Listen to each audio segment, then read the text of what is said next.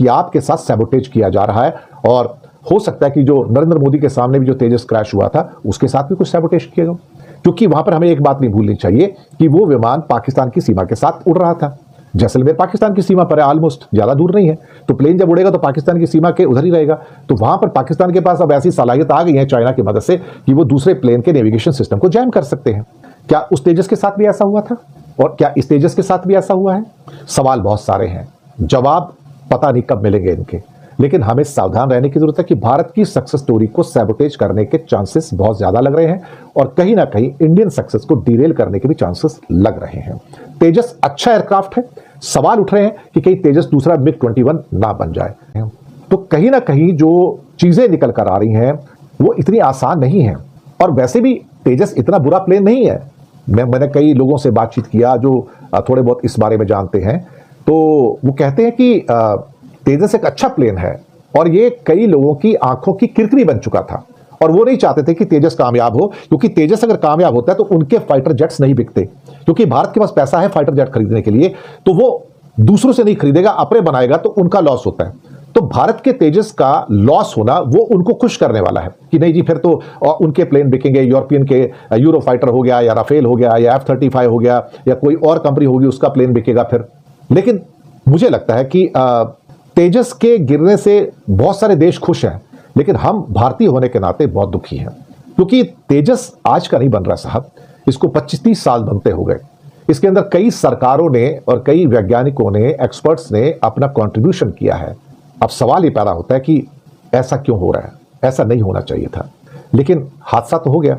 और अब जबकि बहुत सारे देश जो कि कॉन्स्पिरेसी करने के अंदर एक्सपर्ट हैं, जिसमें China one of the prominent है, मैं आपको बताऊं, तो उसके हाथ से भी इनकार नहीं किया जा सकता। कोई भी कॉन्स्पिरेसी थ्योरी जो आज की डेट में निकल के आ रही है, हम उससे इनकार कर ही नहीं सकते, मैं आपको बताऊं, क्योंकि दूसरों को आज की डेट में फेल करना ही पहला ऑब्जेक्टिव हो गया कि मेरा प्रोडक्ट बने, मेरा बिके, दूसरे का फेल हो जाए। भारत को सावधान रहना होगा। भारत के जो हिंदुस्तान एरोनॉटिक्स हैं या बाकी जो भी इनसे जुड़े हुए लोग हैं, उनको सावधान रहना होगा।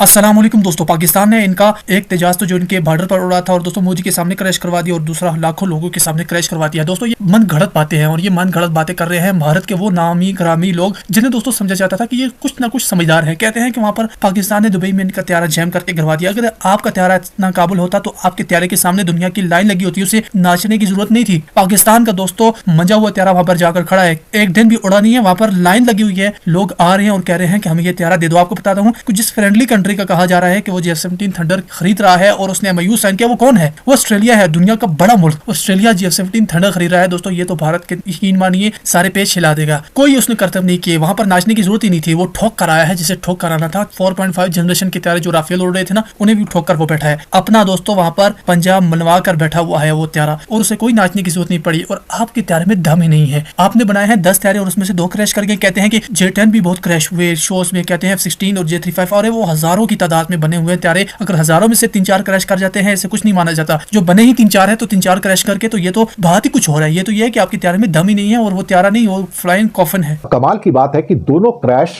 VVIP जगह पर होते हैं। जी हां, मार्च 2024, तीनों सेनाओं की मिलिट्री एक्सरसाइज, स्थान जैसलमेर। प्रधानमंत्री नरेंद्र मोदी वहां पर थे, और उनकी आंखों के सामने तेजस उड़ता है और क्रैश हो जाता है।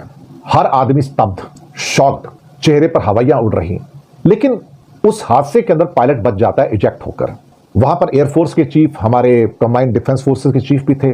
ना कुछ कहते बन पा रहा था, ना सुनते कुछ बन पा रहा था। उन्हें समझ नहीं आ रहा था कि प्रधानमंत्री के सामने इतना बड़ा हादसा होता है, तेजस क्रैश होता है, और उसके बाद कोई कुछ नहीं कहता। लेकिन अल्टीमेटली उसको भुलाया तो नहीं जाता। लेकिन एक VVIP स्थल के ऊपर तेजस का क्रैश होना जब प्रधानमंत्री देख रहे थे, तो मुद्दे को गर्म होने से बचा लिया गया। लेकिन 20 महीने के अंदर अंदर एक और VIP जगह पे दूसरा तेजस का क्रैश होना, वो भी दुबई एयर शो के अंदर, हजारों लोगों के सामने, बड़े बड़े VIPs और मिलिट्री एक्सपर्ट्स जहां बैठे हुए थे सारी दुनिया के, उनके सामने क्रैश होना, मुझे लगता है कि इसने हमारी सस्टेनेबिलिटी और हमारी विश्वसनीयता पर सवाल उठा दिए हैं। ये खबर पूरी दुनिया के अंदर इस टाइम छाई हुई है। हमारे जो बहादुर पायलट कर पाए, और कहीं ना कहीं इसके ऊपर अब पूरी दुनिया के अंदर चर्चा है, इवन गल्फ के अंदर चर्चा है, दुबई के अंदर भी चर्चा है।